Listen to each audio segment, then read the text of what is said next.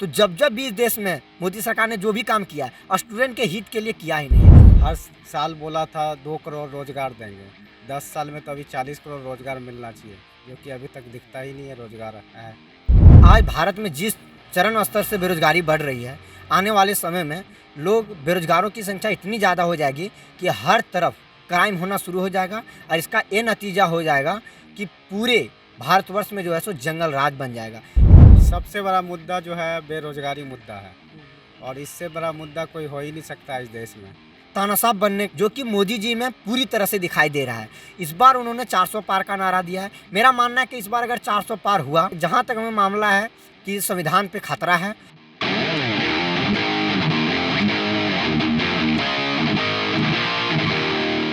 नमस्कार, मैं प्रवीण और आप देख रहे हैं डेमोक्रेटिक चरखा। देखिए 2024 लोकसभा की चुनाव की सरगर्मियां तेज है। ऐसे में छात्र क्या चाहते हैं और छात्र के क्या मुद्दे हैं, आज हम पटना यूनिवर्सिटी के कैंपस में हैं और हमारे साथ कुछ छात्र हैं। लालू नीतीश का भी राजनीति यहीं से शुरुआत हुआ था। हमारे साथ कुछ छात्र हैं। इस बार क्या मुद्दे हैं, क्या चाहते हैं छात्र, चुनाव में क्या बदलाव देखना चाहते हैं, छात्रों से जुड़ेंगे। क्या क्या नाम है भैया आपका? मेरा नाम रमीत राजा हुआ, मैं पटना साइंस कॉलेज का छात्र हूँ। अच्छा, इस बार छात्रों का क्या मुद्दा है चुनाव में, क्योंकि एक अहम रोल माना जाता है छात्रों का, तो क्या मुद्दे हैं, क्या विकास चाहते हैं इस बार? सबसे बड़ा मुद्दा जो है बेरोजगारी मुद्दा है, और इससे बड़ा मुद्दा कोई हो ही नहीं सकता इस देश में, जो कि इस हर साल बोला था 2 करोड़ रोजगार देंगे। 10 साल में तो अभी 40 करोड़ रोजगार मिलना चाहिए, जो कि अभी तक दिखता ही नहीं है रोजगार है। अब मोदी जी पकौड़ा तलना भी एक रोजगार कह रहे हैं छात्रों को, तो उसको कैसे देखते हैं? मोदी जी के कहने से थोड़ी होगा। इस रोड में एनआईटी के पास 100 ठेला लगा, ठीक है, हर महीना चेंज हो जाता है। एक महीना मतलब पकौड़ा का दुकान खोलता है, फिर वो छोड़ देता है। अगर वो रोजगार रहता तो कंटिन्यू तो करता। अच्छा, ये कहाँ तक सही है कि आदमी ग्रेजुएशन करके, मास्टर्स करके पकौड़ा का दुकान खोले? ये कहाँ तक सही है मोदी जी का ऐसा कहना? ये सही है ही नहीं। मोदी जी का एक ही चीज़ है, गरीब आदमी पढ़े नहीं, ठीक है, और इस तरह से करके वो बलगला रहे हैं पूरे देश के पब्लिक को। लेकिन अब पब्लिक सब समझ गया है और उसके साझा में नहीं आएगा। तो आप छात्रों का किसके तरफ वोट जाएगा, किसको वोट करेंगे? मेरा वोट कांग्रेस को, पंजा को। कांग्रेस को क्या अच्छा लगता है राहुल गांधी में? उसका जो मैनिफेस्टो आया वो पढ़िए, और कांग्रेस भाजपा का पढ़िए, दोनों में। इसमें 5 जो मैनिफेस्टो आया है, युवा के लिए सबसे इम्पोर्टेंट मैनिफेस्टो है। क्या क्या है मैनिफेस्टो, जरा आप बताएं। उसमें युवा के लिए रोजगार है, ठीक है, बेरोजगार के लिए भी पैसा जो भी है उसका वो देगा। अच्छा, छात्र जो जीवन है लोगों का, इस यूनिवर्सिटी में ज़्यादातर स्टूडेंट किसान परिवार से आते हैं, तो उसका इतनी महंगाई में कितना असर होता है छात्रों को? क्योंकि सारे जो बच्चे हैं वो अच्छे घर से नहीं बिलोंग करते हैं, तो बीच में ही कई लोगों की पढ़ाई भी छूट जाती है। तो ऐसे में कितना असर होता है इस महंगाई में? महंगाई इतना हो गया है, जो अभी पहले ग्रेजुएशन होती थी 8 से 10 हज़ार में पटना यूनिवर्सिटी में, अभी 30 हज़ार में।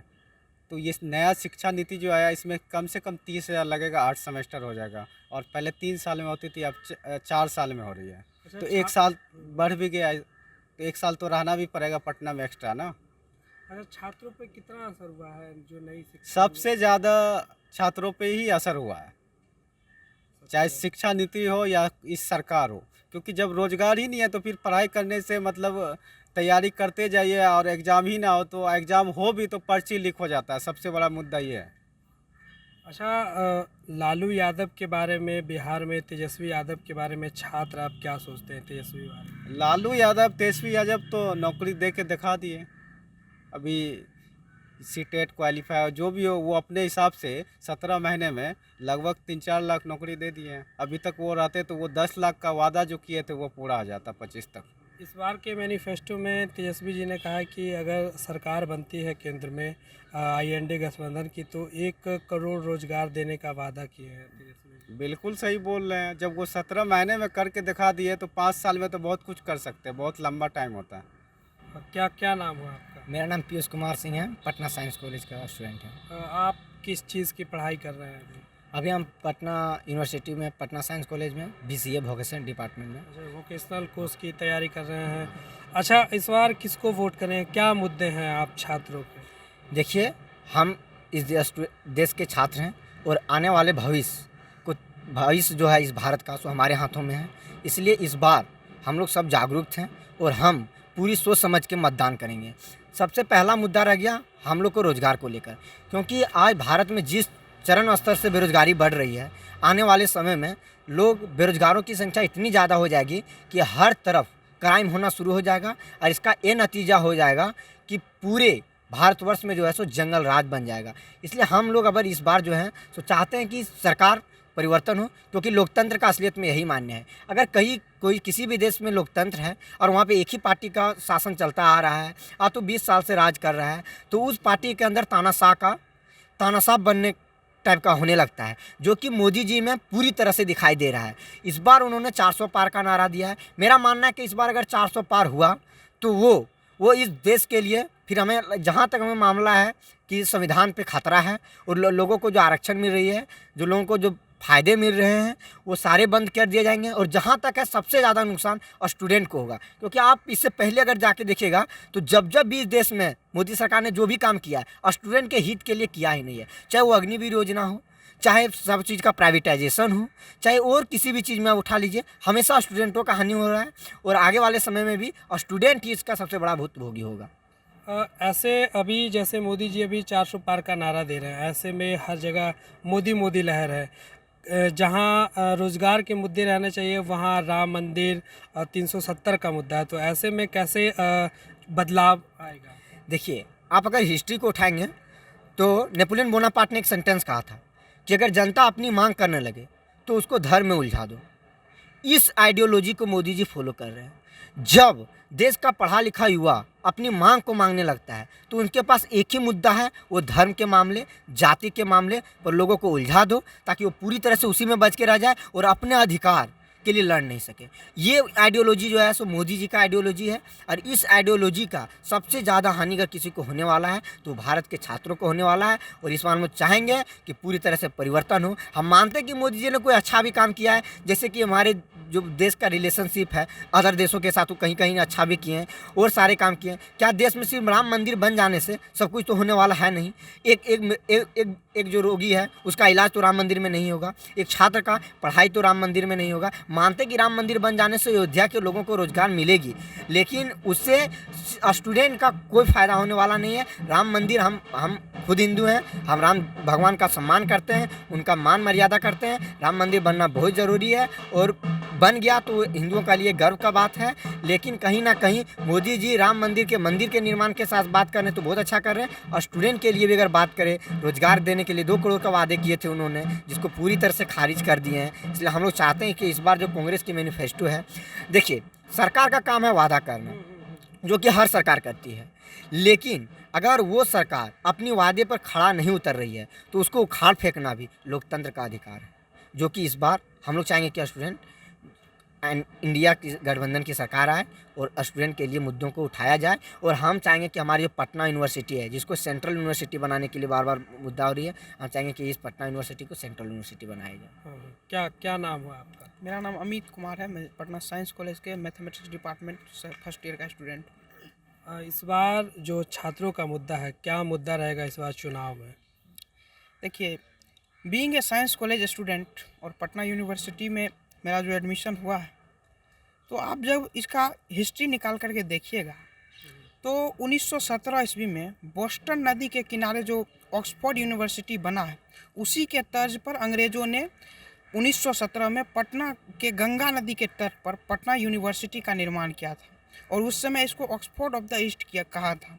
तो हमारा जो स्टूडेंट से जो रिलेटेड जो मेन मुद्दा है, क्योंकि कोई भी समाज कितना विकसित होगा, कितना समृद्ध होगा, उसका अगर कोई सबसे बड़ा जरिया है तो शिक्षा है। लोगों को अगर आप अच्छे से शिक्षा दे पा रहे हैं, अगर क्वालिटी एजुकेशन को मिल पा रहा है, दैट मीन्स कि वो एबल हैं अपने जीवन में सब चीज़ अचीव करने के लिए। उस संसाधनों को जुटा लेंगे अगर उनके पास नॉलेज होगा, क्वालिटी होगी, अगर उनके पास समझ, अपने आप समझदार हो जाएंगे। तो शिक्षा में जो साधन की आवश्यकता होती है, शिक्षा प्राप्त करने के लिए शिक्षकों की आवश्यकता होती है।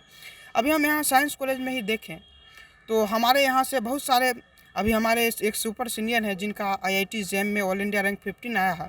कई लोग IIM में भी गए हुए हैं, तो यहाँ से तो बच्चे जा रहे हैं। और बहुत सारे हमारे दोस्त हैं जो कहीं दूसरी दूसरी यूनिवर्सिटीज़ में जा कर के इंटर्नशिप करते हैं। ठीक है, बहुत अच्छी बात है, गौरव की बात है कि हमारे बीच हम लोग के साथ रहने वाले लोग इस तरह के इंस्टीट्यूशन में जा कर के उन्हें अपनी प्रतिभा को दिखाने का मौका मिलता है। काफ़ी गर्व करने की बात है। लेकिन क्या हम अपनी यूनिवर्सिटी को, अपने कॉलेज को इस लायक बना सकते हैं ताकि दूसरे जगह से बच्चे आकर के हमारे यहाँ इंटर्नशिप कर सकें? क्या हम एक एक्टिव प्लेसमेंट सेल का स्थापना कर सकते हैं? क्या हम एक्टिव स्पोर्ट बोर्ड का स्थापना कर दे सकते हैं? स्पोर्ट बोर्ड के माध्यम से हम बच्चों को दूसरे जगह भेजते हैं। पटना यूनिवर्सिटी के साथ पंजाब यूनिवर्सिटी में जाते हैं, जो यूनिवर्सिटी स्पोर्ट्स मीट होता है उसमें वो हिस्सा लेने जाते हैं।